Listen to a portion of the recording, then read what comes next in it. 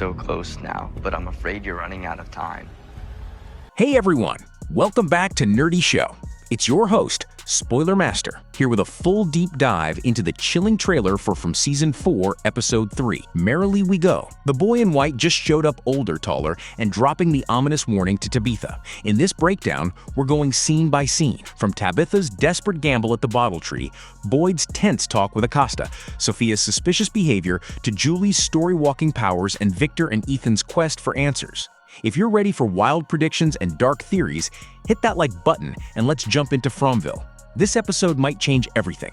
Finding the lighthouse could be what gets everyone home. If it's not, I don't know, I'll try something else. The bottle tree encounter changes everything. The trailer opens with Tabitha and Henry standing at the bottle tree, and right away, the vibe feels different. It's quieter, heavier, like the place itself knows something is about to happen. And then we see him, the boy in white. Except, he's not a boy anymore. He looks older, like a teenager now, taller, more intense, and honestly way more unsettling than before. And then he says it. You're getting so close now, but I'm afraid you're running out of time. That line alone flips everything, because up until now, the boy in white always felt like this strange, almost guiding presence. Cryptic, sure, but not threatening. But this feels urgent. It feels like a warning that comes too late. And the fact that he's aged suggests something huge about how this place works. Time isn't just broken here. It might be accelerating, looping, or even evolving depending on who's experiencing. One theory is that the boy in white isn't bound by the same rules as everyone else. Maybe he exists outside the cycle, watching it repeat over and over, and now something is changing faster than expected. Another possibility, he's evolving with the story itself. If this place really operates on some kind of story logic, then maybe he's aging because the story is progressing toward an endgame. But here's the darker angle. What if he's not helping? What if this version of him is guiding Tabitha towards something the entity actually wants? Because that warning, you're running out of time, could push her into making reckless decisions. And we already know what happens when people rush in this place. It never ends well. Tabitha's desperate gamble. And speaking of reckless decisions, Tabitha in this trailer feels completely different. There's this intensity to her now, like she's past the point of fear and fully locked into getting answers no matter the cost.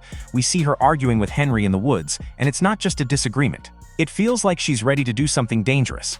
The synopsis even calls it a desperate gamble, and that word is doing a lot of work here, because Tabitha has already learned that this place isn't random. She's connected to it in ways she doesn't fully understand yet. She's seen what happens when people try to escape, and still, she's pushing forward. It feels like she's heading back to the bottle tree, or maybe even trying to force another jump through a faraway tree. But here's the problem. This place doesn't like it when people try to skip ahead. We've literally seen the consequences of that. The town punishes people who break its rules, even if those rules aren't clear. So the real question isn't where Tabitha is trying to go. The real question is she supposed to go there? Because if she's not, then whatever happens next might not just affect her. It could affect everyone.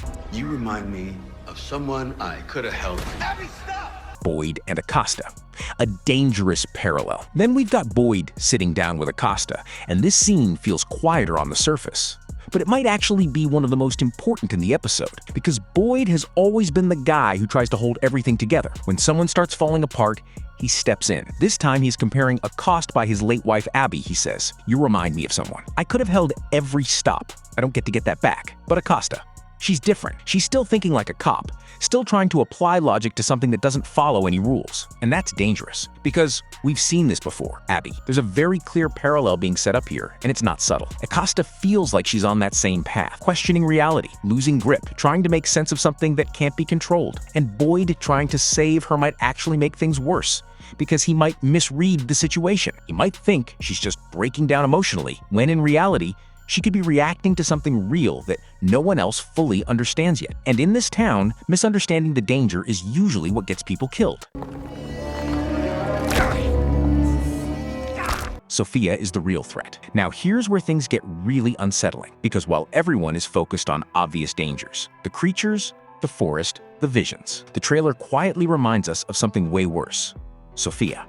We know something the characters don't. We know she's not who she appears to be. We know the man in yellow is hiding behind her identity, moving through the town without suspicion. And that changes everything, because the monsters outside, they're predictable. They follow rules. But Sophia, she has access. She can sit with people, talk to them, gain their trust. And that's exactly what makes her dangerous. She doesn't need to attack.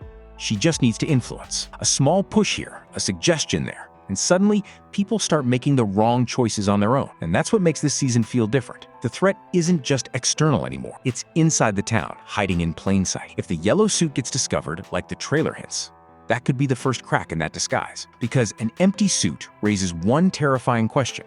Where did the person wearing it go? And if Victor already knows something about that, then things are about to get very real. Victor, Ethan, and the quest for answers. Now this is the part that feels like classic From, but with much bigger stakes. Victor and Ethan teaming up again. And every time these two are together, something important happens. Ethan has always understood this place as a story. From the very beginning, he's been framing everything like it follows narrative rules. And Victor, he's the one who survived the previous cycles, the one who remembers things no one else does. So when the show pairs them up, it's not random, it's intentional. We see them heading to the Brundles, possibly searching for answers, maybe even connected to that Lake of Tears idea that's been hinted at since season 1. And the Brundles have always felt off. It looks like a normal place, calm, but there's something underneath it. If this really is tied to some deeper layer of the town, then this could be where things start getting revealed. Not fully explained, but revealed enough to change how we see everything. And if they also find the yellow suit there, that connects everything. The disguise, the hidden threat, the story logic. It all starts to come together. Are you kidding me? I didn't mean to upset you. I'm sorry. What did you mean to do then?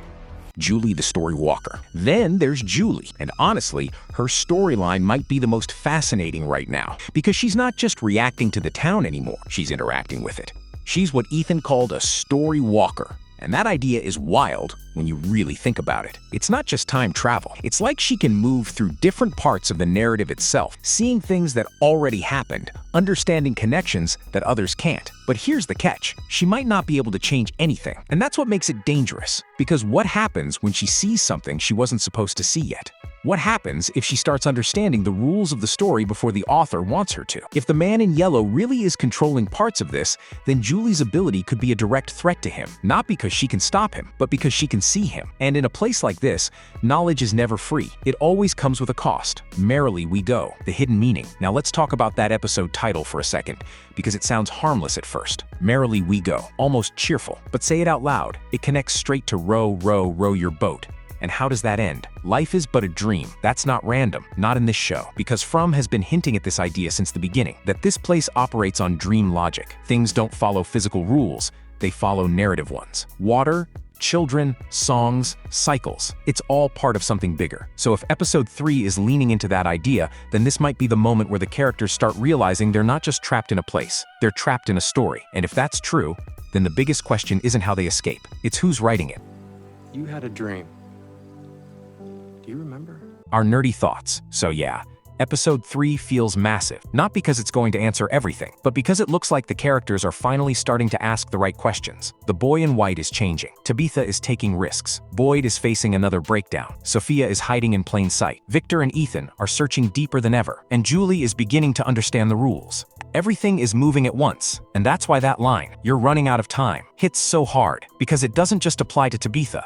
It applies to everyone. Whatever this place is, whatever it's building toward, it feels like we're getting close to something big, something final. And if the characters don't figure it out soon, the story might not give them another chance. So let me know what you think. Is the boy in white really helping? Is Tabitha about to trigger something irreversible? And do you think the town is actually a story or something even worse? Because if this episode is setting the stage for what's coming next, we are not ready. If it's not, I don't know, I'll try something else. not if you're dead. Mom, please, Mom. No, what the heck, I'll laugh anyway.